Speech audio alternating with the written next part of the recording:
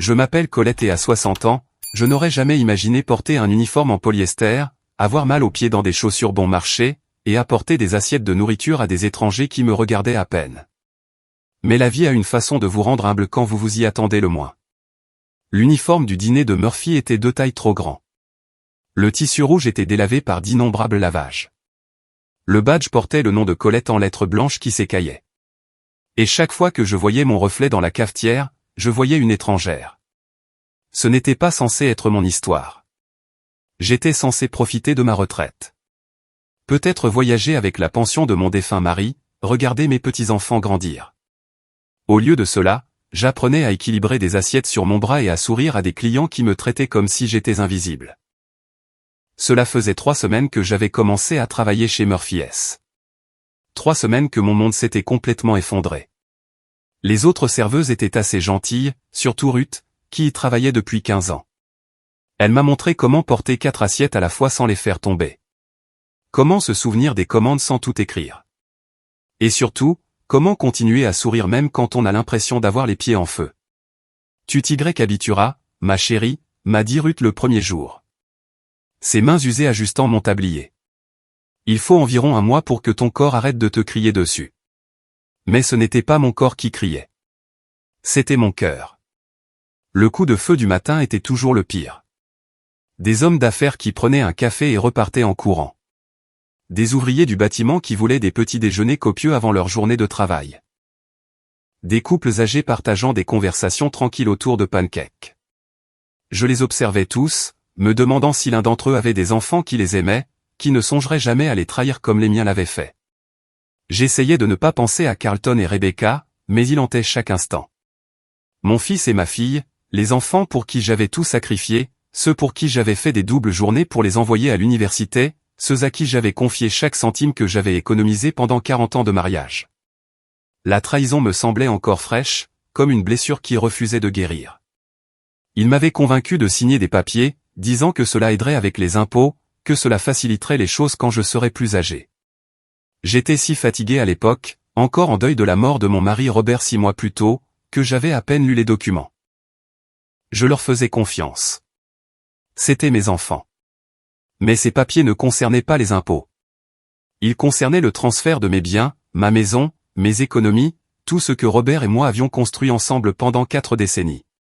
Le temps que je réalise ce qui s'était passé, ils avaient vendu la maison, vidé mes comptes et ne m'avaient laissé qu'un tas de dettes qu'ils avaient accumulées en utilisant mon crédit. « Maman, nous t'aidons » avait dit Rebecca lorsque je les avais confrontés, sa voix dégoulinant d'une fausse inquiétude. « Tu n'as pas besoin de tout cet espace de toute façon. Cela t'obligera à réduire ton train de vie, à vivre plus simplement. » Carlton avait été plus cruel. « Tu l'aurais gaspillé de toute façon, maman. Au moins, de cette façon, l'argent reste dans la famille. » Famille ? Le mot avait un goût amer dans ma bouche maintenant. Alors, me voilà dans un studio qui coûtait $1200 par mois, travaillant des journées de 10 heures au Murphy S dîner pour payer le loyer et acheter à manger. L'appartement était minuscule, avec des murs fins qui me laissaient entendre chaque dispute de mes voisins et un système de chauffage qui ressemblait à un animal mourant. Mais c'était le mien, la seule chose dans ma vie qui m'appartenait vraiment. Plus maintenant. Le coup de feu du déjeuner avait commencé et je remplissais les tasses de café quand je l'ai remarqué pour la première fois. Un homme âgé, probablement dans la soixantaine, assis seul à la table du coin près de la fenêtre.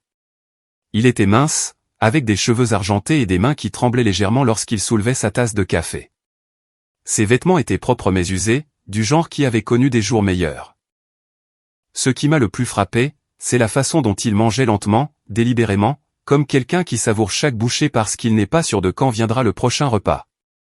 J'ai reconnu cette prudence, cette appréciation de la nourriture simple. C'était de la même manière que je mangeais depuis que mes enfants m'avaient laissé sans rien. Il a commandé la chose la moins chère du menu, une tasse de café et une tranche de pain grillé, $2,50. Je l'ai regardé compter la monnaie exacte d'un petit porte-monnaie, ses doigts tremblant légèrement alors qu'il posait chaque pièce de 25 cents sur la table. Quelque chose en lui me rappelait mon père, qui avait travaillé dans la construction jusqu'à ce que ses mains soient trop arthritiques pour tenir des outils, la même dignité dans sa posture, la même résignation tranquille dans ses yeux. Quand je lui ai apporté sa commande, il m'a regardé avec des yeux bleus clairs et a dit « Merci, ma chère.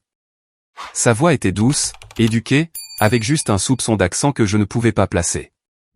De rien, ai-je répondu, et je le pensais plus que je ne l'avais fait avec n'importe quel client depuis que j'avais commencé à travailler là. Pendant le coup de feu du déjeuner, je me suis surprise à jeter des coups d'œil à sa table. Il est resté assis là pendant plus d'une heure, faisant durer cette unique tranche de pain grillé et ce café le plus longtemps possible. Quand il s'est finalement levé pour partir, j'ai remarqué qu'il avait laissé un pourboire d'$1 sur une note de $2,50, soit 40%. Plus que certains clients ne laissaient sur des commandes de $50. Ce soir-là, en trempant mes pieds douloureux dans de l'eau salée d'Epsom dans ma minuscule salle de bain, je ne pouvais pas m'empêcher de penser à lui. Il y avait quelque chose dans ses yeux que je reconnaissais. Le regard de quelqu'un qui avait perdu tout ce qui lui était important. Le lendemain, il était de nouveau là. Même table, même commande. Pain grillé et café, $2,50. Cette fois, je lui ai apporté du beurre supplémentaire sans qu'il le demande, et il m'a souri comme si je lui avais fait un cadeau. « C'est très gentil à vous, » dit-il, sa voix chaude malgré le tremblement de ses mains. « Nous avons tous besoin d'un peu de gentillesse supplémentaire, » ai-je répondu, surprise de la facilité avec laquelle les mots sont sortis. Il a hoché la tête lentement, comme s'il comprenait exactement ce que je voulais dire. Au cours des jours suivants, il est devenu une partie régulière de ma routine. Il arrivait exactement à 11h30 tous les matins, commandait la même chose et s'asseyait à la même table. J'ai appris que son nom était Lance lorsque je l'ai entendu le donner à Ruth pour un appel téléphonique. À la fin de mon premier mois chez Murphy S., j'avais développé un étrange sentiment de protection envers Lance. Peut-être parce qu'il me rappelait mon père. Ou peut-être parce que je voyais ma propre situation se refléter dans son comptage minutieux des pièces, son appréciation des petites gentillesses. Un jeudi particulièrement chargé, j'ai remarqué que Lance n'avait pas touché à son pain grillé. Il était juste assis là, regardant par la fenêtre, les mains croisées sur ses genoux. Quelque chose n'allait pas. Je me suis approché de sa table pendant une brève accalmie. « Est-ce que tout va bien, Lance ?» Il m'a regardé et j'ai vu quelque chose dans ses yeux qui m'a serré le cœur. La perte. Une perte profonde, profonde que je connaissais trop bien. Je pensais juste à mes enfants, dit-il doucement. Parfois, je me demande s'il pense à moi. Les mots m'ont frappé comme un coup physique. Voici quelqu'un d'autre que ses enfants avaient abandonné. Quelqu'un d'autre qui portait le poids d'un amour non partagé. Sans réfléchir, je me suis glissé sur la banquette en face de lui. Je savais que Ruth me gronderait de m'asseoir avec des clients pendant mon service, mais je ne pouvais pas m'en empêcher. « Je comprends », dis-je doucement. « Plus que vous ne le pensez. » Lance a étudié mon visage pendant un long moment, et j'ai eu l'étrange sensation qu'il voyait plus qu'une simple serveuse fatiguée dans un uniforme délavé. « Avez-vous des enfants ?» a-t-il demandé. « 2, un fils et une fille. » J'ai touché la photo dans la poche de mon tablier, celle que je ne pouvais me résoudre à jeter, même si la regarder me brisait le cœur à chaque fois. Ils ont fait leur choix. Lance a hoché la tête lentement. C'est une douleur particulière, n'est-ce pas? Quand les personnes que vous aimez le plus au monde décident que vous ne valez pas leur temps. Des larmes me sont montées aux yeux, mais je les ai refoulées. Je ne pouvais pas pleurer au travail. Je ne pouvais pas laisser les clients voir à quel point j'étais brisé. Je devrais retourner au travail, dis-je en commençant à me lever. Attendez, a dit Lance, sa voix urgente malgré sa douceur. Voudriez-vous que je vous offre le déjeuner à la fin de votre service? Je veux dire, si vous n'avez pas d'autres projets. J'ai regardé ce vieil homme tremblant qui avait probablement encore moins d'argent que moi, m'offrant un repas qu'il pouvait à peine se permettre. Quelque chose de chaud s'est répandu dans ma poitrine. La première chaleur sincère que j'avais ressentie depuis des mois. J'aimerais beaucoup, dis-je. Mais c'est moi qui paie. J'ai une réduction pour les employés. Lance a souri, et un instant, la tristesse dans ses yeux s'est levée. C'est très gentil à vous, Colette. Très gentil en effet. En retournant au comptoir pour vérifier mes autres tables, j'ai ressenti quelque chose que je n'avais pas connu depuis la trahison de mes enfants. L'espoir. J'étais peut-être seul au monde. Mes propres enfants m'avaient peut-être jeté comme un déchet. Mais peut-être y avait-il encore de la gentillesse à trouver dans des endroits inattendus. Je n'avais aucune idée que ce vieil homme tremblant allait bientôt tout changer dans ma vie, ou que la gentillesse que je lui témoignais était observée et mesurée par des yeux bien plus perçants qu'il ne le paraissait. Ce premier déjeuner ensemble a changé quelque chose entre Lance et moi. Nous nous sommes assis dans la banquette du fond de chez Murphy S après la fin de mon service, partageant une assiette du plat du jour, pain de viande et purée de pommes de terre, et parlant comme de vieux amis qui venaient de se retrouver après des années. Lance mangeait lentement, délibérément, mais j'ai remarqué qu'il n'arrêtait pas de pousser la plupart de sa nourriture de mon côté de l'assiette. Quand j'ai protesté, il a agité la main d'un air dédaigneux. « Je n'ai pas beaucoup d'appétit ces jours-ci, dit-il. Mais je déteste voir la nourriture gaspillée. » Je comprenais ce sentiment. Depuis que j'avais tout perdu, j'étais devenu extrêmement consciente de chaque dollar gaspillé, de chaque miette de nourriture. Mais en regardant Lance, j'ai réalisé qu'il faisait quelque chose que je n'avais pas fait pour moi-même. Il prenait soin de quelqu'un d'autre malgré ses propres difficultés. « Parlez-moi de vos enfants, dit-il doucement, ses yeux bleus gentils mais pénétrants, si cela ne vous dérange pas d'en parler. » Et d'une manière ou d'une autre, je me suis retrouvé à tout raconter à ce quasi-inconnu sur Carlton et Rebecca. Sur la façon dont j'avais travaillé 2 emplois pour les envoyer à l'université, sur la maison que Robert et moi avions achetée quand ils étaient petits et que nous avions entretenue avec amour pendant 35 ans. Sur la confiance que je leur avais accordée, les papiers que j'avais signés.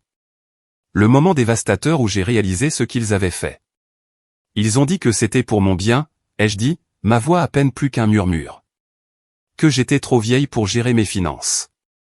Qu'ils me protégeaient de moi-même. Lance a écouté sans m'interrompre, hochant parfois la tête ou faisant de petits bruits de compréhension. Ses mains, j'ai remarqué, avaient cessé de trembler pendant que je parlais, comme si mon histoire lui avait donné quelque chose sur quoi se concentrer en dehors de sa propre douleur. « Et où sont-ils maintenant » a-t-il demandé quand j'ai eu fini. « Carlton vit dans mon ancienne maison avec sa femme et leurs 2 enfants. Mes petits-enfants. Je ne les ai pas vus depuis. J'ai dégluti difficilement. Rebecca a déménagé en Californie. Elle m'envoie une carte de Noël chaque année avec une photo de sa famille. Comme si ça réglait tout. Savent-ils que vous travaillez ici ? Carlton le sait. Il est passé en voiture devant le restaurant il y a quelques semaines et m'a vu par la fenêtre. Il n'est pas entré. Lance est resté silencieux un long moment, ses doigts tambourinant silencieusement sur la table. Quand il a relevé les yeux, il y avait quelque chose de différent dans son expression, une dureté qui n'était pas là avant. Les gens révèlent leur vrai caractère quand ils pensent que personne d'important ne les regarde, dit-il doucement.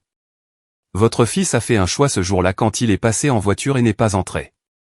La façon dont il l'a dit m'a envoyé un petit frisson dans le dos, bien que je ne puisse pas dire pourquoi. Après ce premier déjeuner, Lance et moi sommes tombés dans une routine. Chaque jour, il arrivait à 11h30, commandait son pain grillé et son café, et nous discutions quand j'avais des pauses entre les clients. À la fin de mon service, nous partagions le plat du jour, partageant le coût et la nourriture à parts égales. J'ai commencé à attendre ces conversations avec plus d'impatience que toute autre chose dans ma journée. Lance était instruit, parlait bien et avait beaucoup voyagé dans sa jeunesse. Il me racontait des histoires sur les endroits où il avait été, Paris, Tokyo, Londres, mais il était toujours vague sur ce qu'il avait fait comme travail. J'étais dans les affaires, disait-il quand je lui demandais. Rien de très excitant. Des chiffres, des réunions et de la paperasse. Mais parfois, quand il pensait que je ne regardais pas, j'entrevoyais autre chose. La façon dont il se tenait quand il pensait que personne ne le regardait, plus droit, plus confiant. La montre chère qu'il portait, qui semblait incompatible avec le fait de compter des pièces pour du pain grillé. La façon dont les autres clients semblaient lui céder le passage sans s'en rendre compte, s'écartant quand il passait, parlant plus bas quand il était à proximité. Le plus révélateur était ses observations sur les gens. Lance remarquait tout. Quels clients étaient gentils avec le personnel, lesquels étaient impolis, qui laissaient de bons pourboires et qui ne laissaient rien. Il ne disait jamais rien de critique directement, mais je pouvais dire qu'il cataloguait tout. Cet homme en costume bleu, dit-il un jour, en désignant un homme d'affaires qui avait été particulièrement condescendant envers Ruth. Il pense que son argent le rend meilleur que tout le monde. Mais l'argent n'achète pas le caractère, n'est-ce pas? Non, ai-je convenu. Non, en effet. Le caractère se révèle dans la façon dont nous traitons les gens qui ne peuvent rien faire pour nous, a poursuivi Lance, sa voix prenant une intonation que je ne lui avais pas entendue auparavant. Les gens qui pensent qu'ils peuvent mépriser les autres à cause des circonstances, ils apprennent généralement que les circonstances peuvent changer très rapidement. Encore ce petit frisson. Il y avait quelque chose dans la façon dont Lance parlait parfois, comme s'il savait des choses sur le monde que le reste d'entre nous ignorait. 3 semaines après le début de notre amitié, Lance a manqué un jour. Quand il ne s'est pas présenté à 11h30, je me suis surprise à vérifier constamment la porte, inquiète. Il était devenu une telle habitude dans ma routine que son absence me semblait anormale. Il est apparu le lendemain, l'air plus fragile que d'habitude. Ses mains tremblaient davantage et il semblait avoir du mal à se mettre à l'aise sur sa chaise. « Est-ce que tout va bien ?» ai-je demandé en lui apportant son café. « Rendez-vous chez le médecin hier ?» a-t-il dit d'un air dédaigneux. Juste les indignités habituelles de la vieillesse.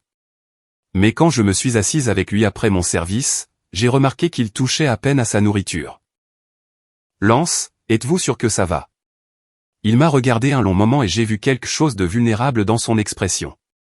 « Vous arrive-t-il de vous demander si vous comptez pour quelqu'un, Colette ? Si votre existence fait une différence ? » La question a touché trop près de chez moi. Tous les jours, ai-je admis. Je pensais que je comptais pour mes enfants. J'ai travaillé dur toute ma vie, j'ai subvenu à leurs besoins, je leur ai donné toutes les opportunités. Mais quand j'ai eu le plus besoin d'eux, ils n'étaient nulle part. Que s'est-il passé ? Ai-je demandé doucement. Lance est resté silencieux si longtemps que j'ai cru qu'il n'allait pas répondre. Finalement, il a dit, ma femme est morte il y a 2 ans. D'un cancer. Je me suis occupé d'elle pendant 18 mois. Visite chez le médecin, traitement, nuit blanche. Mes enfants sont venus 2 fois. À l'enterrement, ils étaient plus intéressés à discuter de ce que je comptais faire de la maison qu'à réconforter leur père. Mon cœur s'est serré. Lance, je suis tellement désolé. Ils voulaient que je vende tout, que j'aille dans un établissement, disaient que ce serait plus facile pour tout le monde.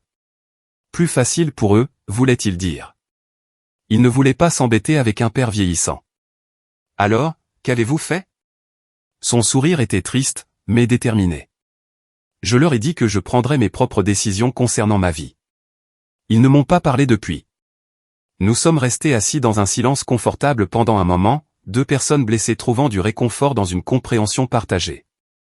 Vous comptez pour moi, ai-je dit soudainement, surprise par l'intensité de ma voix. Ces déjeuners, ces conversations. C'est la meilleure partie de ma journée. Vous comptez, Lance. Il a tendu la main sur la table et a serré la mienne avec ses doigts tremblants.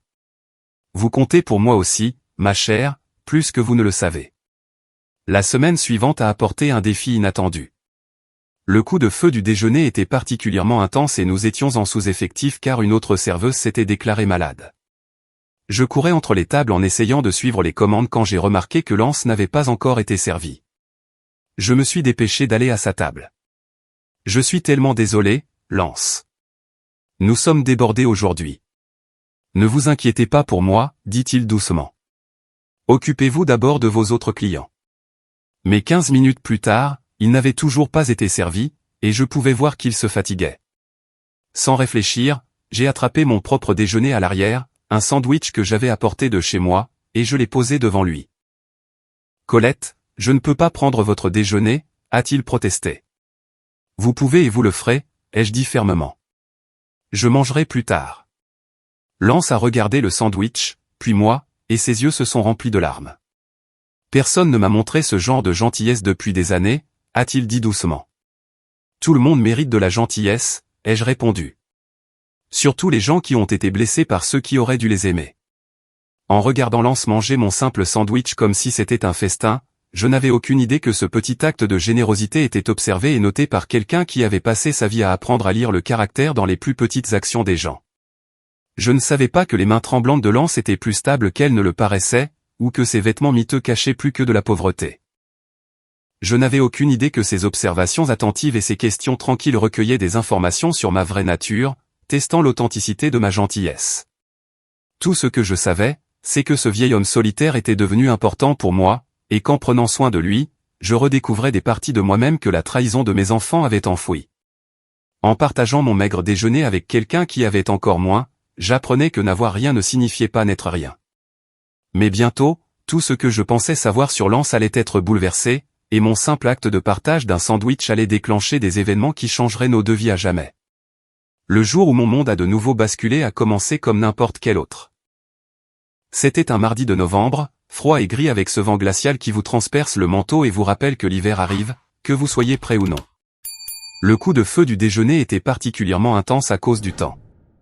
Les gens voulaient de la nourriture chaude et du café chaud avant de s'aventurer de nouveau dans le froid. Je remplissais les tasses de café quand je l'ai vu par la fenêtre.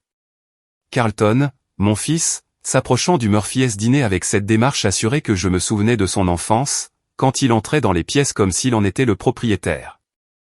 Mon cœur a fait un étrange bond, pris entre l'espoir et l'appréhension. Un instant insensé, j'ai pensé qu'il était venu me voir. Peut-être qu'il avait réfléchi à ce qu'il avait fait. Peut-être qu'il voulait s'excuser, arranger les choses. Peut-être que mon fils avait enfin trouvé sa conscience. Lance était à sa table habituelle, mangeant tranquillement son pain grillé et regardant la rue par la fenêtre. Je l'ai vu remarquer Carlton qui s'approchait, j'ai vu ses yeux se plisser légèrement d'intérêt, mais j'étais trop concentré sur mon propre trouble émotionnel pour prêter attention à la réaction de Lance. La cloche au-dessus de la porte a sonné, et Carlton est entré, secouant les gouttes de pluie de son couteau par-dessus. Il portait un costume anthracite sur mesure qui coûtait probablement plus que ce que je gagnais en 2 mois, des chaussures en cuir qui brillaient malgré le temps, et une montre qui captait la lumière comme un petit bijou. Il avait l'air prospère, réussi, en tout point l'homme d'affaires accompli qu'il avait toujours voulu être. Il a regardé autour du restaurant avec un dégoût à peine dissimulé, observant les banquettes en vinyle usé, la radio grésillante qui jouait de vieux succès, l'odeur de graisse et de café qui imprégnait tout. Son regard a balayé les autres clients, des ouvriers du bâtiment en vêtements sales, des couples âgés comptant leur monnaie, une mère célibataire essayant de calmer son bambin pendant qu'elle mangeait. Puis ses yeux m'ont trouvé. J'étais debout près de la machine à café. Mon uniforme en polyester était froissé par le service intense du déjeuner. Mes cheveux s'échappaient de ma queue de cheval, tenant une cafetière avec des mains qui ne pouvaient soudainement plus s'arrêter de trembler. Un instant, aucun de nous n'a bougé. J'attendais une reconnaissance, un signe de chaleur ou de regret sur son visage. Au lieu de cela, Carlton a souri, mais ce n'était pas le sourire chaleureux que je me souvenais de son enfance. C'était froid, calculateur, amusé. Il s'est approché de l'endroit où je me tenais, ses chaussures chères claquant sur le sol en linoléum usé. Le restaurant était devenu plus silencieux, les conversations tombant à des murmures alors que les gens sentaient qu'un drame se préparait. Eh bien, a dit Carlton, sa voix portant clairement dans le restaurant soudainement silencieux. Regardez ce que nous avons là. Carlton, ai-je murmuré, ma voix à peine audible. Je ne m'attendais pas à te voir ici. Je parie que non. Son sourire s'est élargi, mais il n'y avait aucune chaleur. Je passais en voiture et j'ai cru voir quelque chose de familier par la fenêtre. J'ai dû entrer pour voir par moi-même. Il m'a regardé de haut en bas délibérément, observant chaque détail de mon apparence. L'uniforme bon marché, les chaussures plates aux semelles usées, le badge épinglé sur ma poitrine comme un insigne d'échec. Tu as l'air, il a fait une pause, faisant semblant de chercher le mot juste. Pitoyable. Le mot m'a frappé comme une gifle. J'ai senti la chaleur monter à mes joues. J'ai senti les regards curieux de chaque client du restaurant. Mais Carlton n'avait pas fini. Je veux dire, je savais que les choses étaient difficiles pour toi, a-t-il poursuivi, sa voix devenant plus forte, plus assurée. Mais je n'aurais jamais imaginé que c'était à ce point. Une serveuse à 60 ans. Il a secoué la tête avec une fausse sympathie. C'est juste triste, maman. Vraiment triste. Carlton, s'il te plaît, ai-je réussi à dire, la voix tremblante. Pouvons-nous en parler quelque part en privé? En privé? Il a ri, un son dur qui a fait lever les yeux de plusieurs clients de leur repas. Pourquoi aurions-nous besoin d'intimité? Je n'ai honte de rien. As-tu honte, maman? Honte de tes choix? J'ai senti les larmes me monter aux yeux, mais je les ai refoulées de force. Je ne pleurerai pas devant ces gens. Je ne donnerai pas cette satisfaction à Carlton. Tu sais pourquoi je suis ici, ai-je dit doucement. Tu sais ce qui est arrivé à mon argent. L'expression de Carlton a changé, devenant plus dure, plus cruelle. Ce qui est arrivé à ton argent? Tu veux dire ce qui est arrivé quand tu as finalement dû vivre selon tes moyens? Quand tu n'as plus pu compter sur la pension de papa pour toujours? Le mensonge est venu si facilement à ses lèvres, si doucement que pendant un instant, j'ai presque douté de ma propre mémoire. Mais je connaissais la vérité. Je savais ce que lui et Rebecca avaient fait. Je vous ai fait confiance, ai-je murmuré. Et je t'ai aidé, a-t-il rétorqué. Je t'ai aidé à comprendre la réalité. C'est ce qui arrive quand on vit au-dessus de ses moyens pendant trop longtemps. C'est ce qui arrive quand on ne peut pas gérer ses propres finances. Du coin de l'œil, j'ai vu Lance bouger sur son siège. Il avait complètement arrêté de manger et observait notre conversation avec une intensité qui me mettait mal à l'aise. Ses mains, j'ai remarqué, ne tremblaient plus. « Tu as l'air ridicule », a poursuivi Carlton, sa voix devenant de plus en plus forte à chaque mot. Une femme de 60 ans dans un uniforme en polyester servant du café à des étrangers. Sais-tu à quel point c'est embarrassant pour moi? Pour Rebecca? Sais-tu ce que les gens disent quand ils découvrent que notre mère travaille comme serveuse? Je suis désolé si ma pauvreté te dérange, ai-je dit, trouvant une certaine force dans ma voix. Carlton a de nouveau ri. Pauvreté? C'est comme ça que tu appelles ça? Maman, tu as fait tes choix. Tu as choisi d'être irresponsable avec l'argent. Tu as choisi de signer ces papiers sans les lire correctement. Tu as choisi de ne pas planifier ton avenir. Ce n'est pas de la pauvreté. Ce sont des conséquences. Chaque mot était soigneusement choisi pour blesser, pour rejeter la faute, pour que tout soit de ma faute. J'ai réalisé avec une clarté cristalline que Carlton ne ressentait aucune culpabilité pour ce qu'il avait fait. Dans son esprit, il avait simplement pris ce qui lui revenait de droit à une vieille femme stupide qui ne pouvait pas être digne de confiance pour le gérer elle-même. J'ai travaillé toute ma vie, ai-je dit, ma voix devenant plus forte malgré les larmes dans mes yeux. J'ai tout sacrifié pour toi et ta sœur. Je vous ai envoyé à l'université, je vous ai aidé à acheter votre première maison, je vous ai donné tout ce que je pouvais donner. Et qu'attendais-tu en retour? La voix de Carlton était maintenant moqueuse. Une sorte de pension à vie pour avoir été une mère? Ce n'est pas comme ça que le monde fonctionne, maman. Les enfants ne doivent pas une vie à leurs parents. Le restaurant était maintenant complètement silencieux. Chaque client, chaque employé regardait ce drame familial douloureux se dérouler. Je me sentais exposé, humilié, réduite à rien de plus qu'un divertissement pour des étrangers. Mais ensuite, quelque chose d'inattendu s'est produit. Lance s'est levé. Il s'est déplacé lentement, prudemment, comme le vieil homme qu'il semblait être. Mais il y avait quelque chose de différent en lui alors qu'il se levait de sa chaise. Sa posture était plus droite, ses mouvements plus délibérés. Le tremblement de ses mains avait complètement cessé. Il s'est approché de l'endroit où Carlton et moi nous tenions, ses pas délibérés et silencieux. Carlton lui a jeté un regard dédaigneux, s'attendant probablement à ce qu'un vieil homme radotant passe en traînant les pieds pour aller aux toilettes. Au lieu de cela, Lance s'est arrêté directement devant Carlton et l'a regardé avec des yeux soudain aussi perçants que des rasoirs. « Excusez-moi » a dit Lance, sa voix portant une autorité que je ne lui avais jamais entendue auparavant. « Je n'ai pas pu m'empêcher d'entendre votre conversation. » Carlton a regardé Lance avec une irritation à peine dissimulée. « C'est une affaire de famille privée, vieil homme. » Ça ne vous regarde pas, Lance a souri, mais ce n'était en rien les sourires doux et tremblants qu'il m'avait offerts au cours des dernières semaines. Ce sourire était froid, calculateur, dangereux. Vous savez, a dit Lance d'un ton conversationnel. Je viens dans ce restaurant depuis un certain temps maintenant. Et pendant tout ce temps, j'ai observé les gens, j'ai appris à les connaître, j'ai vu quel genre de caractère ils ont quand ils pensent que personne d'important ne fait attention. Carlton a froncé les sourcils, clairement confus par ce tournant étrange dans la conversation. Écoutez, je ne sais pas qui vous êtes, mais...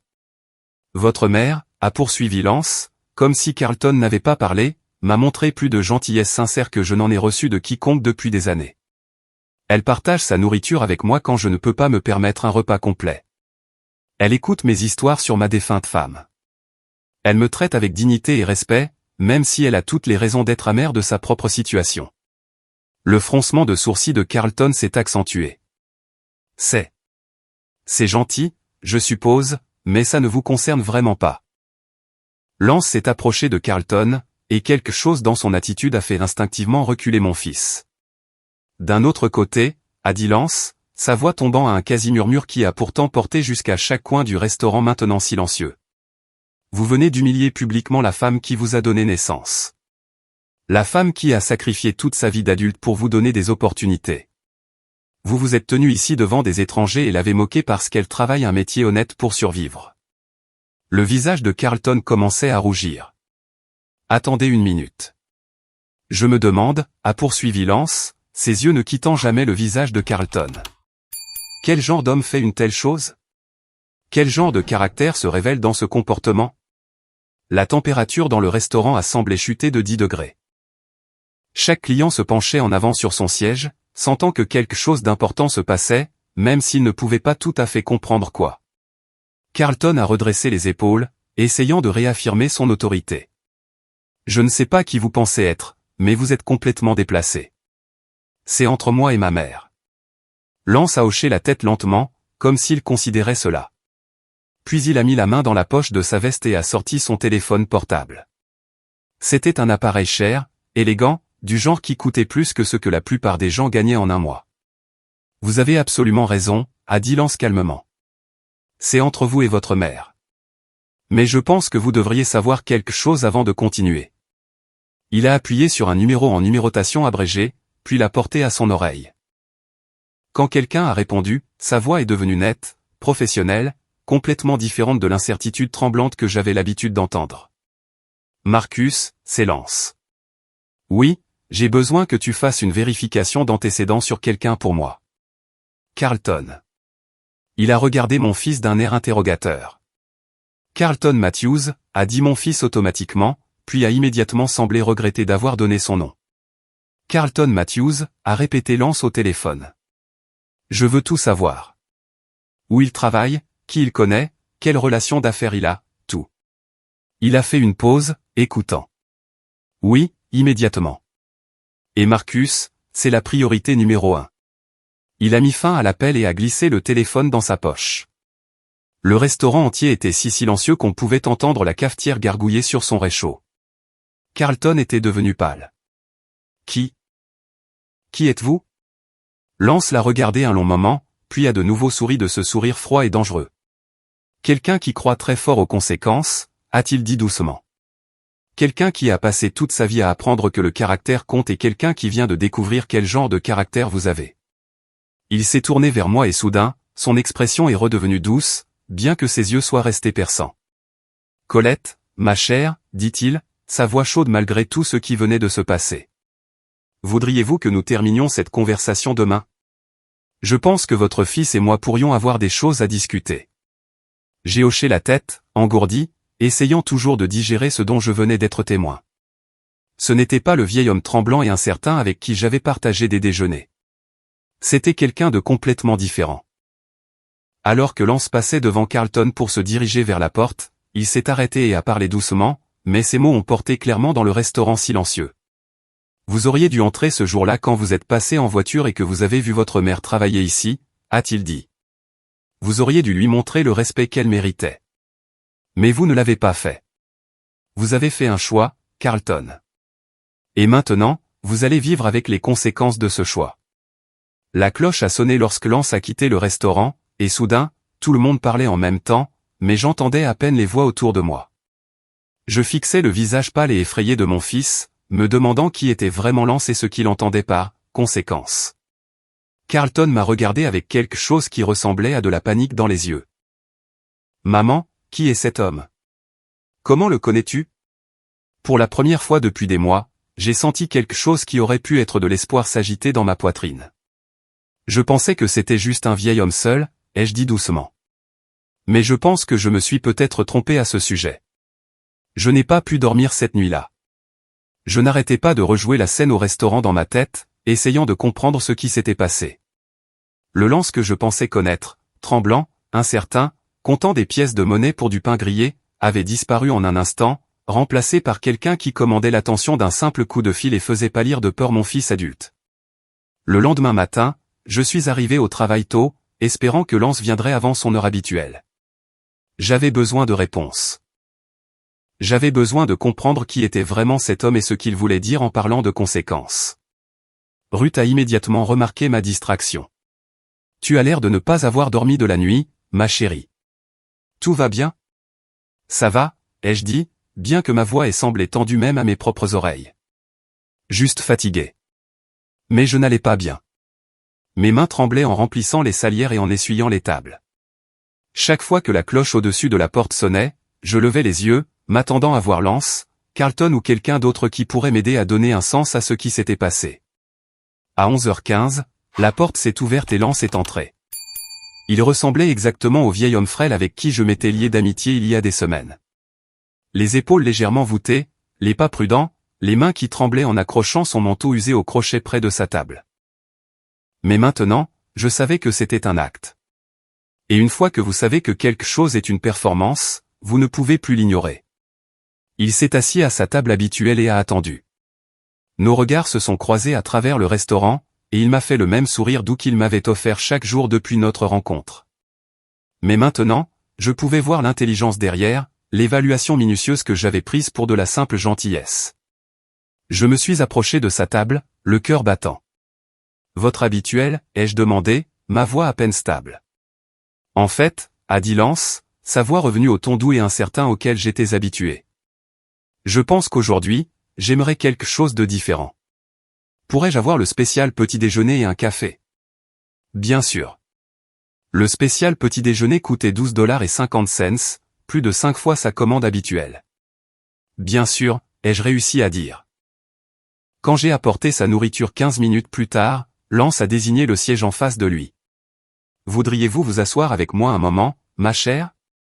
Je pense que nous devons parler. » J'ai jeté un coup d'œil autour du restaurant. Le coup de feu du matin était terminé, et nous n'avions que quelques clients. Ruth a attiré mon attention et a hoché la tête. Elle pouvait s'occuper des choses pendant quelques minutes. Je me suis assise en face de Lance, les mains étroitement jointes sur mes genoux. « Qui êtes-vous » ai-je demandé sans préambule.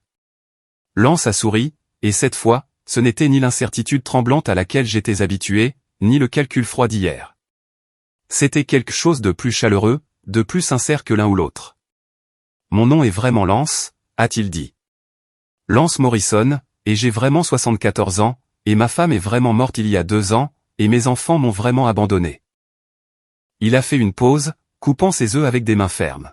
« Mais je n'ai pas été tout à fait honnête sur ce que je faisais comme travail. »« Qu'avez-vous fait ?»« J'ai créé des entreprises, » a dit Lance simplement. « J'ai commencé avec rien après l'université et j'ai passé 50 ans à créer, acheter et vendre des entreprises technologiques, de la fabrication, du développement immobilier, des restaurants. Au moment de ma retraite, je possédais ou avais des participations importantes dans plus de 200 entreprises à travers le pays. » Ma bouche est tombée. 200 entreprises, plus ou moins. Lance a pris une bouchée de ses œufs, observant attentivement ma réaction. J'étais ce que les gens appellent un entrepreneur en série.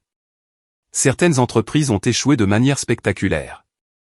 D'autres m'ont rapporté plus d'argent que je ne pourrais en dépenser en 10 vies. J'avais du mal à digérer cette information. Mais vous comptez des pièces de monnaie pour du pain grillé, vous pouvez à peine vous permettre un café. L'expression de Lance est devenue triste. Après la mort d'Eleanor, mes enfants ont clairement indiqué qu'ils n'étaient intéressés que par leur héritage. Ils voulaient que je mette à jour mon testament immédiatement pour tout diviser entre eux afin qu'ils puissent commencer à planifier leur avenir. Quand je leur ai dit que je n'étais pas prêt à y penser, que j'avais besoin de temps pour faire mon deuil, ils ont cessé de me parler. Il a posé sa fourchette et m'a regardé droit dans les yeux. Alors, j'ai décidé de mener une expérience. Je voulais voir quel genre de personne j'étais vraiment quand je n'avais rien. Et je voulais voir quel genre de personne les autres étaient quand ils pensaient que je n'étais personne d'important. Vous faites semblant d'être pauvre depuis 8 mois maintenant, a confirmé Lance. Je vis dans un petit appartement de l'autre côté de la ville, ne transportant que l'argent nécessaire pour les besoins de base, portant mes plus vieux vêtements. Je voulais faire l'expérience de la vie telle que la plupart des gens la vivent. Mais plus important encore, je voulais découvrir qui ferait preuve de gentillesse envers un vieil homme inutile qui ne pouvait rien faire pour eux en retour. Les implications de ce qu'il disait ont commencé à s'imposer. Vous me testiez. Au début, a admis Lance. Quand j'ai commencé à venir ici, j'observais simplement, regardant comment le personnel traitait les clients qui ne pouvaient pas se permettre de bien donner un pourboire, voyant quelle personne était vraiment gentille par rapport à celle qui jouait la comédie de la gentillesse pour un public. Et puis, vous avez commencé à partager votre déjeuner avec moi. Pas parce que vous pensiez que je pouvais vous aider, pas parce que vous vouliez quelque chose de moi, mais parce que vous avez vu quelqu'un qui avait faim et que vous aviez de la nourriture à partager. La voix de Lance s'est épaissie d'émotion. Avez-vous une idée de la rareté de cela, Colette ? Savez-vous combien de personnes riches et prospères j'ai connues qui ne partageraient pas un sandwich avec un étranger, même s'ils pouvaient facilement se le permettre? J'ai pensé à tous les déjeuners que nous avions partagés. Toutes les fois où j'avais poussé de la nourriture supplémentaire vers lui. Tous les moments où j'avais choisi de dépenser ma réduction d'employé pour son café au lieu d'économiser l'argent pour moi. Vous observiez tout, ai-je dit, comprenant enfin. Je le faisais. Et ce que j'ai vu, c'est une femme qui avait été trahie par ses propres enfants, laissée sans rien, forcée de recommencer à 60 ans, et qui avait encore assez de compassion pour s'occuper de quelqu'un d'autre qui semblait avoir encore moins. Lance a mis la main dans sa veste et a de nouveau sorti ce téléphone cher. Cette fois, j'ai remarqué des détails que j'avais manqués auparavant, l'étui en platine, le porte-carte en cuir personnalisé, la façon dont il semblait avoir été conçu spécifiquement pour lui. Hier, après le départ de votre fils, j'ai passé quelques appels, a-t-il dit en faisant défiler l'appareil. Je voulais savoir exactement quel genre d'homme est Carlton Matthews quand il pense que personne d'important ne le regarde. Mon estomac s'est noué. Qu'avez-vous découvert? Votre fils travaille pour Henderson & Associates, un cabinet de conseil de taille moyenne en centre-ville. Il gagne bien sa vie, environ 85 000 $ par an, mais il vit bien au-dessus de ses moyens. La maison dans laquelle il vit, votre ancienne maison, est hypothéquée jusqu'au cou. Il a d'importantes dettes de cartes de crédit, 2 paiements de voiture, et il a été écarté pour une promotion 2 fois au cours de la dernière année. Chaque fait me frappait comme un petit coup de poing à l'estomac. Mon fils, qui avait l'air si prospère, si confiant, était en difficulté financière malgré tout ce que j'avais. Mais voici la partie intéressante, a poursuivi Lance, sa voix devenant plus dure. Il dit aux gens au travail qu'il s'attend à un héritage important bientôt. Il a déjà commencé à dépenser de l'argent qu'il n'a pas sur la base de biens qu'il croit hériter de son riche beau-père. Son beau-père? Le père de sa femme possède une petite chaîne de quincaillerie, modérément prospère, mais rien d'extraordinaire. L'héritage sur lequel Carlton compte s'élève peut-être à 200 000 $, à partager entre 3 enfants. Le sourire de Lance était sombre. À peine suffisant pour soutenir le style de vie qu'il a promis à sa femme et à ses enfants. J'avais la nausée. Il a pris mon argent parce qu'il en avait besoin. Il a pris votre argent parce qu'il le voulait, a corrigé Lance. Il y a une différence. Il s'est convaincu que vous n'en aviez pas autant besoin que lui. Qu'il y avait en quelque sorte droit parce qu'il était votre fils. Lance a rangé son téléphone et m'a regardé attentivement. Colette, que diriez-vous si je vous disais que je pourrais récupérer votre argent? La question m'a frappé comme un éclair. Quoi, ai-je dit? Et si je pouvais récupérer votre argent? Votre maison, vos économies, tout ce que Carlton et Rebecca vous ont pris. Que diriez-vous? Je l'ai regardé, n'osant pas espérer. Je dirais que c'est impossible. Ils avaient des documents légaux. J'ai signé des papiers. Les papiers peuvent être contestés, surtout lorsqu'ils ont été signés par quelqu'un qui était en deuil et n'a pas été correctement conseillé sur ses droits, et particulièrement lorsque les personnes qui ont bénéficié de ces papiers ont commis ce qui pourrait être interprété comme de la maltraitance de personnes âgées. Lance s'est penché en avant, les yeux intenses. Mais je ne parle pas d'action en justice, Colette. Je parle de quelque chose de beaucoup plus direct. Je ne comprends pas, vous vous souvenez de ce que je vous ai dit sur le fait de posséder 200 entreprises. Eh bien, l'une de ces entreprises détient l'hypothèque sur la maison de votre fils. Une autre possède le cabinet de conseil où Carlton travaille. Une troisième fournit le financement pour ses prêts automobiles. La pièce a semblé basculer autour de moi. Vous possédez Henderson & Associates. Participation majoritaire. Oui. Acheté il y a 3 ans lorsque le propriétaire initial a voulu prendre sa retraite. Le sourire de Lance était maintenant acéré. Prédateur. Carlton ne le sait pas encore, mais la sécurité de son emploi dépend entièrement de la générosité dont je fais preuve aujourd'hui. Je ne pouvais plus parler. Les implications étaient stupéfiantes. Voici ce qui va se passer, a dit Lance, sa voix calme et professionnelle. Carlton va recevoir un appel cet après-midi. On va lui dire que son poste chez Henderson & Associates est supprimé en raison d'une restructuration. On l'informera également que son hypothèque a été rappelée pour paiement immédiat en raison de quelques violations techniques dans ses documents. Lance, vous ne pouvez pas, je n'ai pas fini, dit-il doucement. Il découvrira également que ses prêts automobiles ont été transférés à une nouvelle société avec des conditions de paiement beaucoup plus strictes. d'ici la fin de cette semaine, votre fils sera confronté à des pressions financières qui feront paraître ses problèmes de dettes actuelles comme de l'argent de poche. J'avais le vertige. Vous allez le détruire. Je vais lui donner le choix, a corrigé Lance. Il peut rendre chaque centime qu'il vous a pris, avec intérêt, et j'annulerai toutes ses décisions. Son emploi sera rétabli, ses prêts retrouveront leurs conditions d'origine, et son hypothèque sera renégociée. Ou il peut continuer à croire que les actions n'ont pas de conséquences. Lance a tendu la main sur la table et a pris mes mains tremblantes dans les siennes, ferme. Mais plus important encore, je vais vous donner le choix à vous aussi. Quel genre de choix? Vous pouvez retourner à votre ancienne vie, votre maison, vos économies, votre sécurité. Carlton apprendra que traiter sa mère comme un déchet a un prix, et j'espère qu'il deviendra un homme meilleur grâce à cela. J'ai attendu l'autre option, sentant qu'il y en avait plus. Ou, a dit Lance lentement, vous pouvez commencer une nouvelle vie avec quelqu'un qui comprend ce que signifie être trahi par sa famille, qui sait ce que c'est que de découvrir que les personnes que vous aimez le plus au monde ne vous voient que comme une source d'argent. Le poids de ce qu'il offrait m'a frappé d'un coup. Pas seulement mon argent, pas seulement une vengeance sur Carlton, mais quelque chose que je n'avais jamais osé espérer. Une seconde chance au bonheur. Je ne comprends pas pourquoi vous feriez ça pour moi, ai-je murmuré. Lance a serré mes mains doucement. Parce qu'en 8 mois à faire semblant d'être pauvre, en 8 mois à observer comment les gens traitent quelqu'un qu'ils pensent sans valeur, vous êtes la seule personne qui m'a vu comme un être humain. Pas comme une source d'argent, pas comme quelqu'un à utiliser ou à ignorer, mais comme une personne digne de gentillesse et de respect. Il a fait une pause, sa voix s'épaississant. Et parce que je suis seul depuis 2 ans. Ces dernières semaines, partager le déjeuner avec vous, écouter vos histoires et voir votre force face à la trahison, ont été les jours les plus heureux que j'ai eus depuis la mort d'Eleanor. Des larmes coulaient maintenant sur mon visage, mais pour la première fois depuis des mois, ce n'étaient pas des larmes de douleur ou de perte. C'étaient des larmes de possibilité, d'espoir, de la prise de conscience écrasante que parfois l'univers envoie exactement ce dont vous avez besoin sous la forme la moins attendue. Qu'est-ce qui se passe maintenant, ai-je demandé. Lance a souri. Et cette fois, c'était purement doux, purement réel. Maintenant, nous finissons notre petit déjeuner. Ensuite, je passe un appel à Henderson & Associates. Et ensuite, nous verrons si votre fils est capable d'apprendre de ses erreurs. Alors que Lance faisait signe à Ruth de lui apporter plus de café, j'ai réalisé que ma vie allait de nouveau changer.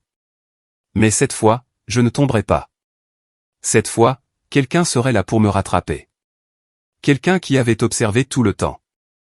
L'appel est arrivé à 14h30 précise, alors que je servais du café à une table d'ouvriers du bâtiment et que j'essayais de digérer tout ce que Lance m'avait dit.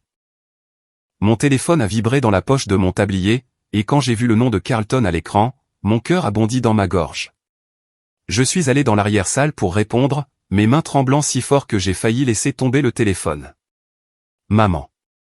La voix de Carlton était tendue de panique. Maman, je dois te parler. Il se passe quelque chose. Quel genre de quelque chose, ai-je demandé, bien que je sache déjà. Je viens de me faire virer. Les mots sont sortis d'un trait. Ils m'ont appelé au bureau et m'ont dit que mon poste était supprimé immédiatement. Pas d'avertissement, pas d'explication, juste parti. 24 heures pour vider mon bureau. J'ai fermé les yeux, ressentant un mélange de satisfaction et de culpabilité qui m'a surprise par son intensité. Je suis désolé d'entendre ça, Carlton. Désolé? C'est tout ce que tu as à dire? Sa voix montait maintenant, comme quand il était adolescent et qu'il n'obtenait pas ce qu'il voulait. Maman, j'ai une hypothèque, des paiements de voiture, des cartes de crédit. J'ai des enfants à charge. Je ne peux pas simplement perdre mon travail comme ça. Que veux-tu que je fasse à ce sujet? Ai-je demandé doucement. Il y a eu un silence à l'autre bout du fil pendant un moment. Quand Carlton a de nouveau parlé, sa voix était différente, plus petite, plus désespérée. J'ai besoin d'aide, maman. Je sais que les choses ont été difficiles entre nous dernièrement, mais tu es de la famille. La famille s'entraide, n'est-ce pas? L'ironie était si épaisse que je pouvais la goûter. Maintenant que Carlton était en difficulté, soudain, la famille comptait. Soudain, j'étais assez importante pour qu'il m'appelle. Comme tu m'as aidé. Ai-je demandé. C'était différent, a dit Carlton rapidement. Il s'agissait de prendre des décisions financières intelligentes pour ton avenir. C'est une urgence. Même maintenant, même alors qu'il me suppliait de l'aider, il ne pouvait pas admettre ce qu'il avait réellement fait. Il ne pouvait pas dire les mots « je suis désolé » ou « j'ai eu tort ». Il ne pouvait que justifier, rationaliser et faire en sorte que ce soit de ma faute de ne pas comprendre. « Carlton », ai-je dit doucement. Je travaille dans un restaurant pour le salaire minimum plus les pourboires. Je vis dans un studio de 37 mètres carrés. Qu'est-ce que tu penses que je puisse faire pour t'aider? Tu pourrais. Tu pourrais demander à ton patron plus d'heures ou prendre un deuxième emploi. Ou peut-être ce vieil homme avec qui tu parles, peut-être qu'il connaît quelqu'un qui embauche. J'ai senti la colère monter dans ma poitrine, chaude et aiguë. Même dans son désespoir, Carlton ne me voyait que comme une ressource à exploiter. Il ne voulait pas de mes conseils, de mon réconfort ou de mon soutien émotionnel. Il voulait que je sacrifie encore plus de moi-même pour résoudre les problèmes qu'il avait créés. Le vieil homme avec qui je parle, ai-je répété lentement. Oui, tu l'as mentionné avant. Lance quelque chose. Peut-être qu'il a des relations. J'ai failli rire. Si seulement Carlton savait combien de relations Lance avait, avec quelle facilité il pouvait résoudre tous les problèmes financiers de mon fils d'un simple coup de fil. Mais cela n'allait pas se produire. Pas avant que Carlton n'apprenne quelques vérités fondamentales sur le respect et les conséquences. J'y réfléchirai, ai-je dit. Maman, s'il te plaît. J'ai vraiment peur. Le paiement de l'hypothèque est dû dans 2 semaines et sans mon travail. Tu trouveras une solution, ai-je dit, reprenant le même ton dédaigneux qu'il avait utilisé avec moi quand il m'avait laissé sans rien. Tu es un homme intelligent, Carlton. Je suis sûr que tu trouveras quelque chose. J'ai raccroché avant qu'il puisse répondre. 20 minutes plus tard, Lance est apparu à sa table habituelle. Il s'est déplacé avec ses pas familiers et prudents, mais je pouvais voir la différence maintenant. La force contrôlée derrière la fragilité apparente, l'intelligence aiguë derrière l'acte de vieillard confus. Quand je lui ai apporté son café, il m'a souri avec une chaleur sincère. « Comment te sens-tu, ma chère ?» Confuse, ai-je admis. Carlton a appelé. Il a perdu son travail. J'ai entendu, a dit Lance. Son expression n'a pas changé, mais il y avait de la satisfaction dans ses yeux. Et comment cela t'a-t-il fait sentir? J'y ai réfléchi honnêtement. Une partie de moi se sent coupable. Il a des enfants, des responsabilités. Mais une partie de moi se dit que c'est peut-être le moment pour lui de comprendre ce que c'est que de tout se faire enlever. Bien, a dit Lance simplement. Cela signifie que tu es humaine, mais pas faible. Se sentir coupable de la souffrance de quelqu'un d'autre montre que tu as de l'empathie, mais reconnaître que les conséquences sont nécessaires montre que tu as de la sagesse. Au cours des 3 jours suivants, Carlton a appelé 6 fois de plus. Chaque conversation suivait le même schéma, panique, désespoir, demande de plus en plus frénétique d'une aide que je ne pouvais absolument pas fournir, et une colère croissante lorsque je ne parvenais pas à résoudre ses problèmes pour lui. Le vendredi, son ton avait complètement changé. « C'est de ta faute », a-t-il dit lorsque j'ai répondu à son dernier appel. Ce vieil homme, Lance, quel que soit son nom, il a fait quelque chose. Je sais qu'il l'a fait. De quoi parles-tu? Ne joue pas l'idiote, maman. Le timing est trop parfait. Il m'a menacé mardi et mercredi après-midi, toute ma vie s'effondrait. La voix de Carlton était aiguë d'accusation. Qui est-il? Quel genre de relation a-t-il? C'est un ami, ai-je dit. Un ami qui peut faire virer quelqu'un d'un coup de fil? Un ami qui peut rappeler des hypothèques et des prêts automobiles? Quel genre d'ami a ce genre de pouvoir? Je n'ai pas répondu, mais Carlton a continué quand même. J'ai fait des recherches, maman. J'ai commencé à poser des questions. Sais-tu ce que j'ai découvert? Mon cœur battait la chamade, mais j'ai gardé ma voix stable. Que as-tu découvert? Lance Morrison, 74 ans. Fortune nette estimée entre 5 cents et 800 millions de dollars. Propriétaire ou actionnaire majoritaire de dizaines d'entreprises, y compris celle qui vient de me virer. La voix de Carlton est tombée à un murmure. Tu déjeunes avec l'un des hommes les plus riches de l'État. Et d'une manière ou d'une autre, tu l'as convaincu de détruire ma vie. Je ne l'ai convaincu de rien, ai-je dit sincèrement. Lance prend ses propres décisions. Alors tu l'admets. Tu admets que tu savais qui il était. Je l'ai découvert le même jour que toi, ai-je dit. Quand il t'a tenu tête au restaurant. Avant ça, je pensais que c'était juste un vieil homme seul qui avait besoin d'un ami. Carlton est resté silencieux un long moment. Quand il a de nouveau parlé, sa voix était différente. Pas en colère, pas paniquée, mais calculatrice. Que veut-il, a demandé Carlton. Les hommes comme ça ne détruisent pas la vie des gens sans raison. Que veut-il de moi?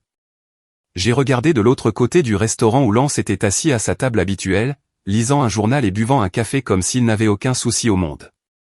Mais je savais qu'il pouvait entendre chaque mot de cette conversation. Je savais qu'il attendait de voir ce que j'allais dire. Je pense que tu devrais lui demander toi-même, ai-je dit. Quoi? Il vient au Murphy's dîner tous les jours à 11h30. Table près de la fenêtre. Si tu veux savoir ce qu'il veut, viens lui demander. Carlton est resté silencieux pendant près d'une minute entière. Finalement, il a dit, seras-tu? Seras-tu là quand je lui parlerai?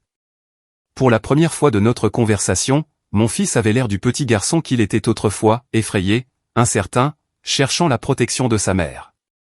Cela m'a brisé le cœur et m'a rempli d'espoir en même temps. Veux-tu que je sois là, ai-je demandé doucement. Oui, a murmuré Carlton. S'il te plaît. Samedi matin, Carlton est entré au Murphy's dîner à 11h45 précise. Il avait l'air terrible, mal rasé, portant une chemise et un jean froissé au lieu de son costume cher habituel, des cernes sous les yeux qui témoignaient de nuit blanche. Lance était déjà à sa table, travaillant sur son pain grillé et son café habituel. Il a levé les yeux lorsque Carlton s'est approché, son expression neutre. Monsieur Morrison. La voix de Carlton était rauque. Pourrais-je m'asseoir?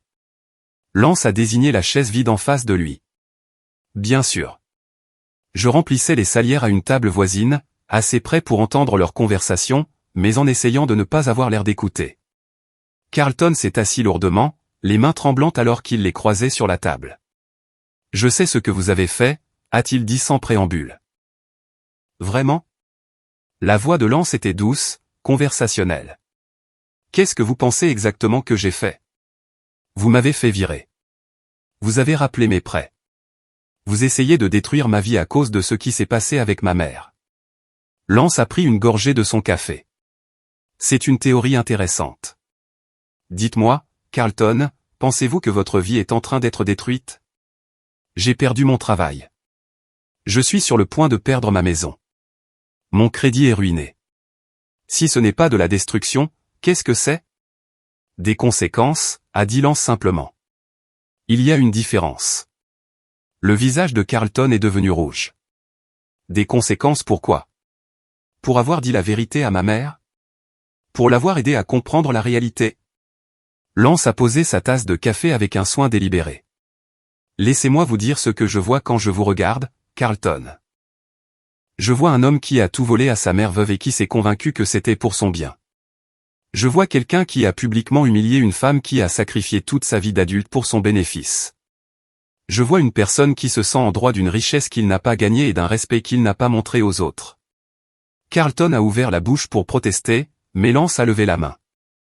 Mais plus que cela, a poursuivi Lance, je vois quelqu'un qui n'a jamais fait face à de réelles conséquences pour ses actions. Quelqu'un qui a toujours été renfloué, toujours été protégé des résultats de ses choix. Que voulez-vous de moi, a demandé Carlton, sa voix à peine plus qu'un murmure. Lance s'est légèrement penché en avant. Je veux que vous compreniez quelque chose que votre mère a compris à votre âge. Que la vie n'est pas juste. Que parfois, vous perdez tout sans que ce soit de votre faute. Et que la mesure d'une personne est la façon dont elle traite les autres quand elle n'a plus rien à perdre. Il a fait une pause, me jetant un coup d'œil. Votre mère a tout perdu parce qu'elle vous a fait confiance. Mais au lieu de devenir amère ou cruelle, elle a choisi de partager son déjeuner avec un étranger qui semblait avoir encore moins qu'elle. C'est ça, le caractère, Carlton. C'est le genre de personne qu'elle est. Carlton a suivi le regard de Lance jusqu'à l'endroit où je me tenais, et un instant, j'ai vu quelque chose dans ses yeux qui aurait pu être de la compréhension. Qu'est-ce qui se passe maintenant? A demandé Carlton. Lance a souri. Mais ce n'était pas l'expression froide et calculatrice qu'il avait eue lors de notre précédente rencontre. C'était quelque chose de plus chaleureux, de plus plein d'espoir. Maintenant, vous avez un choix à faire, a dit Lance. Vous pouvez continuer à croire que le monde vous doit quelque chose, que le sacrifice de votre mère n'a pas de sens, que le respect est quelque chose que vous méritez plutôt que quelque chose que vous gagnez. Il a mis la main dans sa veste et a sorti un morceau de papier, qu'il a posé sur la table entre eux. Ou, a poursuivi Lance, vous pouvez signer ce document, rendant chaque centime que vous avez pris à votre mère, avec intérêt, et passer l'année suivante à apprendre ce que signifie mériter de nouveau sa place dans sa vie. Carlton a regardé le papier sans le toucher. Et si je signe ça? Votre emploi sera rétabli lundi matin. Vos prêts retrouveront leurs conditions d'origine. Vous aurez une seconde chance d'être le fils que votre mère mérite. Carlton a regardé Lance, puis moi, puis de nouveau le papier. Et si je ne le signe pas? L'expression de Lance s'est durcie. Alors vous découvrirez que j'ai une très longue mémoire et une très faible tolérance pour les gens qui abusent de ceux qui sont plus faibles qu'eux. Le restaurant était complètement silencieux, à l'exception du doux bourdonnement des conversations des autres tables et du bruit lointain de la vaisselle provenant de la cuisine. Carlton a regardé le document pendant ce qui a semblé une éternité. Ses mains tremblaient presque autant que celles de Lance lorsque je l'ai rencontré pour la première fois. Finalement, Carlton m'a regardé. « Maman » a-t-il dit, la voix brisée. « Je suis désolé. Je suis tellement désolé pour tout. » C'était la première fois qu'il s'excusait depuis le début de ce cauchemar. La première fois qu'il reconnaissait qu'il avait fait quelque chose de mal. La première fois qu'il m'avait appelé « maman » au lieu de me traiter comme un fardeau qu'il devait gérer. Je me suis approché de la table et je me suis assise à côté de Lance, face à mon fils à travers le petit espace. « Je sais que tu le hais » ai-je dit doucement. La question est, qu'est-ce que tu vas faire à ce sujet? Carlton a pris le stylo que Lance avait posé à côté du document et, avec des mains qui tremblaient d'émotion plutôt que de peur, a signé son nom en bas. Pour la première fois depuis des mois, j'ai eu l'impression d'avoir peut-être retrouvé mon fils.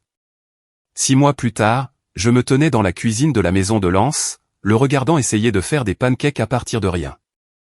Ses mains, que je savais maintenant n'avoir jamais vraiment tremblé à cause de l'âge ou de la maladie, étaient étonnamment maladroites pour les tâches domestiques. Je pense que tu es censé mélanger la pâte jusqu'à ce qu'elle soit lisse, ai-je observé, essayant de ne pas rire alors qu'il fronçait les sourcils devant le mélange grumeleux dans le bol. J'ai créé des entreprises valant des millions de dollars, marmonna Lance en s'attaquant à la pâte avec une vigueur renouvelée. Je peux sûrement maîtriser la nourriture du petit déjeuner. Compétences différentes, ai-je dit doucement en lui prenant le fouet des mains. Laisse-moi te montrer. La maison était belle, mais pas ostentatoire. Une victorienne confortable dans un quartier calme avec de grandes fenêtres qui laissaient entrer beaucoup de lumière et des bibliothèques intégrées remplies de volumes bien usés. On avait l'impression d'être dans une maison où les gens vivaient, riaient et partageaient des repas, pas dans le manoir stérile que j'avais autrefois partagé avec mes enfants. Lance m'avait demandé d'emménager il y a 3 mois, non pas comme un geste romantique, mais comme quelque chose de plus profond, une reconnaissance que nous avions trouvé l'un en l'autre la famille que nous avions tous les deux perdue. Il avait sa propre aile de la maison. J'avais la mienne, et nous partagions les espaces communs comme les vieux amis que nous étions devenus. « Comment s'est passé l'appel avec Carlton hier » a demandé Lance alors que je sauvais sa pâte à pancake. « Mieux » ai-je dit honnêtement. Il se débrouille bien à son travail. Lui et Sarah suivent une thérapie de couple ensemble, et il m'a demandé si je voulais déjeuner avec lui la semaine prochaine. La reconstruction de ma relation avec Carlton avait été un processus lent. Les documents juridiques que Lance avait préparés m'avaient rendu chaque centime de mon argent, plus les intérêts, mais la guérison des blessures émotionnelles avait pris beaucoup plus de temps. Carlton avait passé des mois en thérapie, travaillant sur son sentiment de droit et apprenant à comprendre comment ses actions avaient affecté les autres. « Iras-tu » a demandé Lance. Je pense que oui. Il avait l'air différent, plus humble, plus comme le petit garçon que je connaissais. Lance a hoché la tête en signe d'approbation. Bien. Les gens peuvent changer avec la bonne motivation. La motivation avait été puissante, faire face à la perte de tout ce qu'il avait pris pour acquis avait forcé Carlton à affronter des vérités inconfortables sur lui-même. Mais plus que cela, voir sa mère construire une nouvelle vie sans lui, la voir heureuse et prise en charge par quelqu'un d'autre, lui avait montré ce qu'il avait jeté. Rebecca avait été une autre histoire. Lorsque Carlton lui a raconté ce qui s'était passé, comment il avait été contraint de rendre l'argent et de s'excuser, elle avait coupé tout contact avec nous deux. Elle était toujours en Californie, envoyant toujours des cartes de Noël avec des photos de sa famille parfaite, faisant toujours semblant que rien n'avait changé. J'ai reçu une lettre d'elle hier, ai-je dit à Lance alors que je versais la pâte sur la plaque chaude. Rebecca? Oui, juste quelques lignes. Elle a dit qu'elle avait entendu dire que je vivais avec quelqu'un et qu'elle espérait que je faisais attention à ne pas me faire avoir de nouveau. J'ai retourné la première crêpe, dorée et parfaite. Elle ne comprend toujours pas que je ne suis plus la victime dans cette histoire. Lance m'a entouré de ses bras par derrière, posant son menton sur mon épaule alors que nous regardions les crêpes cuire. Es-tu triste à ce sujet? J'ai sérieusement réfléchi à la question. Il y a 6 mois, la froideur continue de Rebecca m'aurait brisé le cœur. Mais maintenant, entouré de chaleur, d'acceptation et d'un amour sincère, j'ai constaté que je pouvais penser à elle avec plus de pitié que de douleur. Je suis triste pour elle, ai-je finalement dit. Je suis triste qu'elle ait si peur d'admettre qu'elle a eu tort, qu'elle soit prête à perdre sa mère de façon permanente. Mais je ne suis plus triste pour moi. C'était vrai. Le besoin désespéré de l'approbation de mes enfants, la volonté d'accepter des miettes d'affection, l'anxiété constante de savoir si j'étais assez bien ou assez digne, tout cela avait disparu. Lance m'avait montré ce que c'était que d'être apprécié pour qui j'étais, pas pour ce que je pouvais fournir. Bien, a dit Lance en me serrant doucement, parce que tu mérites bien mieux que des miettes. Après le petit déjeuner, nous avons fait notre promenade habituelle dans le quartier. Lance avait maintenu sa routine quotidienne d'aller au Murphy's dîner, bien que maintenant Ruth et les autres membres du personnel sachent exactement qui il était. Il commandait toujours du pain grillé et du café, s'asseyait toujours à la même table, mais maintenant il laissait des pourboires de $100 aux serveuses et avait discrètement payé plusieurs rénovations majeures de la cuisine. J'ai pensé à quelque chose, a dit Lance alors que nous nous arrêtions pour admirer le jardin d'un voisin. Qu'est-ce que c'est? Mes enfants, Marcus et Elena. Je les regardais avec inquiétude. Lance parlait rarement de son fils et de sa fille, ceux qui l'avaient poussé à changer son testament puis avaient disparu lorsqu'il avait refusé. Je savais que c'était toujours une source de douleur pour lui malgré sa richesse et son succès. Qu'en est-il d'eux? Ils ne savent pas pour nous. Pour toi. Ils ne savent pas que leur père a retrouvé le bonheur. Je n'étais pas sûr de savoir où cela menait. Veux-tu leur dire? Lance est resté silencieux un moment, regardant un cardinal construire son nid dans le chêne de l'autre côté de la rue. Je pensais que je voulais qu'ils reviennent, a-t-il finalement dit. J'imaginais qu'ils réaliseraient leur erreur, s'excuseraient et que nous serions tous de nouveau une famille. Et maintenant? Maintenant, je réalise que la famille que je pleurais n'existe plus. Peut-être qu'elle n'a jamais existé. Peut-être que je m'accrochais à une version idéalisée de personnes qui n'ont jamais vraiment été celles que je pensais. J'ai pris sa main alors que nous continuions à marcher. C'est difficile de laisser tomber le rêve de ce que la famille devrait être. Oui, mais voici ce que j'ai appris, a dit Lance en s'arrêtant pour me faire face directement. La famille, ce n'est pas une question de sang, d'obligation ou de devoir. C'est une question de choix. Ce sont des gens qui choisissent de prendre soin les uns des autres, de se soutenir mutuellement, d'être gentils les uns envers les autres même lorsque c'est difficile. Ses yeux brillaient de larmes non versées, mais sa voix était stable et forte. Marcus et Elena ont choisi d'abandonner leur père quand il avait le plus besoin d'eux. Mais tu as choisi de partager ton déjeuner avec un étranger qui ne pouvait rien faire pour toi en retour. Tu as choisi la gentillesse plutôt que l'amertume, la compassion plutôt que la vengeance. C'est toi qui as récupéré mon argent, ai-je souligné. C'est toi qui as fait en sorte que Carlton assume les conséquences de ses actes. Je t'ai donné les moyens d'obtenir justice, a corrigé Lance. Mais tu as choisi comment les utiliser. Tu aurais pu détruire Carlton complètement. Tu aurais pu exiger que je ruine sa vie, que je le laisse sans rien, que je le fasse souffrir comme tu as souffert. J'ai pensé à ces premiers jours après que Carlton ait signé les papiers, lorsque Lance avait proposé de faire exactement cela. Il aurait pu s'assurer que Carlton ne travaille plus jamais. Il aurait pu détruire son crédit de façon permanente. Il aurait pu lui faire comprendre ce que signifiait vraiment tout perdre. Je ne voulais pas de vengeance, ai-je dit. Je voulais retrouver mon fils. Exactement. C'est la différence entre toi et mes enfants. C'est pourquoi tu es ma famille maintenant. Et eux, ce ne sont que des personnes qui partagent mon ADN. Nous sommes rentrés à la maison dans un silence confortable, tous deux perdus dans nos pensées. En arrivant à la maison, Lance s'est arrêté à la porte d'entrée. Colette, il y a quelque chose que je veux te demander. Quoi? J'ai pensé à mettre à jour mon testament. Pas parce que je prévois de mourir de sitôt, a-t-il ajouté rapidement, mais parce que je veux m'assurer que mes biens aillent aux personnes qui comptent vraiment pour moi. Mon cœur a sauté un battement. Lance, je veux tout te léguer, a-t-il dit simplement. La maison, les entreprises, les investissements, tout. Tu es la seule famille qui me reste, et tu es la seule personne en qui j'ai confiance pour utiliser cet argent comme il se doit. Je l'ai regardé, submergé. Je ne peux pas accepter ça. Pourquoi pas? Parce que c'est trop. Parce que je n'en ai pas besoin. Parce que... Je cherchais les mots justes. Parce que je ne veux pas que tu penses que je suis avec toi pour ton argent. Lance a souri. L'expression chaleureuse et sincère que j'avais appris à aimer.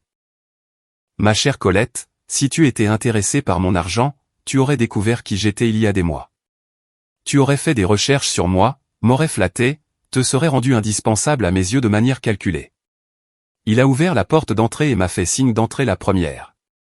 Au lieu de cela, tu as partagé ton sandwich avec un vieil homme tremblant et n'as jamais rien demandé en retour. Tu m'as traité comme de la famille alors que ma propre famille m'avait rejeté. Tu as choisi l'amour plutôt que l'avidité, la gentillesse plutôt que le calcul. Dans le salon, Lance a sorti une enveloppe épaisse du tiroir de son bureau. J'ai déjà fait préparer les documents, mais je veux que tu lises tout. Prends ton temps. Pose des questions. Il ne s'agit pas d'obligation ou de dette. Il s'agit de s'assurer que lorsque je serai parti, l'œuvre de ma vie continue de faire le bien dans le monde. J'ai pris l'enveloppe mais ne l'ai pas ouverte. Et Marcus et Helena? Ils recevront un héritage modeste, assez pour être à l'aise, pas assez pour être négligents. Et il y aura une lettre expliquant pourquoi ils ont reçu ce qu'ils ont reçu. Lance s'est assis à côté de moi sur le canapé, son expression sérieuse mais paisible. Je pensais que la famille, c'était le pardon, aimer les gens peu importe à quel point ils vous traitent mal.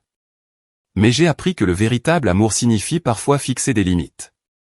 Cela signifie refuser de cautionner un mauvais comportement, même de la part de personnes que vous aimez. J'ai pensé à Carlton, aux longs mois de thérapie et à la reconstruction progressive de la confiance. À Rebecca, qui avait choisi l'orgueil plutôt que la relation et était maintenant seule de l'autre côté du pays. Carlton apprend, ai-je dit lentement, mais il apprend parce que tu l'as tenu responsable. Parce que tu n'as pas simplement pardonné et oublié. Tu as exigé qu'il change. Lance a pris ma main, ses doigts chauds et fermes. C'est ce que fait une vraie famille. Elle vous met au défi d'être meilleur. Vous soutient quand vous tombez, mais ne vous permet jamais de rester dans des schémas destructeurs. Plus tard dans la soirée, après avoir lu tous les documents juridiques et avoir discuté de chaque détail, Lance et moi nous sommes assis sur le porche arrière, regardant le coucher du soleil. Les papiers étaient signés et attestés, mais d'une manière ou d'une autre, cela semblait être la partie la moins importante de ce qui s'était passé. Le regrettes-tu parfois? Ai-je demandé. Avoir quitté ton ancienne vie, fait semblant d'être pauvre, couper le contact avec tes enfants? Lance a soigneusement réfléchi à la question. Je regrette que mes enfants et moi n'ayons pas trouvé un moyen de nous aimer mieux. Je regrette qu'ils se soient sentis en droit de mon argent avant que je ne sois mort. Et je regrette de ne pas avoir pu leur enseigner les valeurs qui les auraient rendus dignes d'en hériter. Il a fait une pause, regardant un couple de rouge-gorge se poursuivre dans la cour. Mais je ne regrette pas l'expérience qui m'a conduit à toi. Je ne regrette pas d'avoir appris que la gentillesse existe dans des endroits inattendus ou d'avoir découvert que la famille peut être choisie plutôt que simplement subie. Mon téléphone a vibré avec un SMS. Le nom de Carlton est apparu à l'écran. Maman, je sais que je ne le dis pas assez, mais je t'aime. Merci de ne pas avoir abandonné. À mardi pour le déjeuner. J'ai montré le message à Lance, qui a souri d'un bonheur sincère. Tu vois, a-t-il dit. Un vrai changement est possible quand les gens sont prêts à faire le travail. Alors que la dernière lumière s'estompait du ciel, je me suis appuyé contre l'épaule de Lance et j'ai pensé au voyage qui nous avait amenés ici. Il y a un an, j'étais brisé, trahi, convaincu que je ne valais rien. Maintenant, j'étais assise dans une belle maison avec un homme qui m'appréciait non pas pour ce que je pouvais lui donner, mais pour qui j'étais. Lance, ai-je dit doucement. Oui. Merci d'avoir fait semblant d'être pauvre. Merci de m'avoir laissé prendre soin de toi quand je pensais que tu en avais besoin. Lance a gloussé. Merci de prendre soin de moi quand j'en avais réellement besoin, mais pas de la manière que nous attendions l'un ou l'autre. La maison autour de nous était calme et paisible, rempli des bruits confortables de deux personnes qui avaient retrouvé leur chemin l'une vers l'autre. Demain, je déjeunerai avec mon fils et continuerai le lent travail de reconstruction de cette relation. Rebecca pourrait appeler un jour, ou pas Marcus et Elena recevraient leur héritage et leurs lettres, et ils feraient leur propre choix sur ce qu'ils en feraient. Mais ce soir, j'étais exactement là où je devais être, avec la famille que j'avais choisie, et qui m'avait choisi en retour. En fin de compte, cela valait plus que tout l'argent du monde. Maintenant, je suis curieuse de savoir ce que vous, qui avez écouté mon histoire, feriez à ma place. Avez-vous déjà vécu quelque chose de similaire? Commentez ci-dessous.